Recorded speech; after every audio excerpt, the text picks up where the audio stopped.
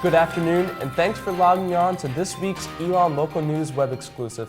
I'm Alex Day. And I'm Mackenzie Murray. Here are the stories we're following this Thursday, April 17th. From teaching at a university to helping students get into college, Associate Professor of Education Terry Tomasek was recently named the new director of the Elon Academy. Tomasek will be taking over for founding director Deborah Long, who is stepping down to focus on her new position as the interim dean of the School of Education. Elon Academy helps high school students in Alamance County who need financial assistance. It also helps students trying to be the first in their family to attend college. Tomasek has been working with the Elon Academy for 5 years and will start as the new director on June 1st. It's a test many Elon students are familiar with to get into college, the SAT. But now students applying to colleges may see some changes in the test. Our Carly Hilliard joins us with more about the changes. Carly? Alex, springtime means Elon's campus is flooded with prospective students, but their admission process could look much different than ours. The SAT, one of the standardized tests for most college admissions, will change starting in spring 2016. The College Board announced several changes to the exam this month, including the option to take the test on a computer.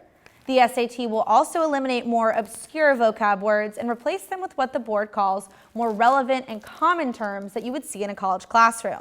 The board is taking a similar approach with the math section, asking questions that are more useful to careers and life outside of school.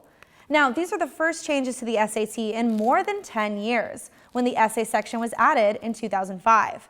Another big change will shift the entire test-taking strategy. Students will no longer be penalized for answering questions incorrectly, meaning it's better to make a guess when you don't know the answer. According to the Elon admissions website, this year's freshman class has a mid-SAT score of 1740 to 1960. I called Vice President of Admissions and Financial Planning, Greg Zeiser, earlier today to see if he thinks the new changes will affect the score, but he was not available for a comment. We'll keep you posted on his response at elonlocalnews.com. For this week's education update, I'm Carly Hilliard. Drop the I word, a presentation held by Elon's interns of Faith Action, encouraged people to stop using the words illegal immigrant when describing undocumented citizens. The session held Wednesday in McMichael hosted 4 speakers who sorted fact from fiction about undocumented citizens' roles in the United States. Faith Action is also sending a petition to U.S. Congressman Howard Coble to urge immigration reform. One speaker, sophomore Juliana Sierra, discussed her experiences as an undocumented citizen. When there is somebody around you that has been through that situation, that know what it's like to have to cross that border, know what it's like to be called an illegal immigrant or an alien or, basically not human, it hurts. While some students gather to talk about the I word, others gather to talk about sexual abuse. Last night, students and professors gathered at the amphitheater and the academic pavilion to raise awareness about sexual abuse. This annual event, called Take Back the Night, is a tradition where survivors and allies of sexual abuse share their stories. The night began with speakers at the amphitheater and continued with a walk around campus, ending in Whitley Auditorium. People shared their stories.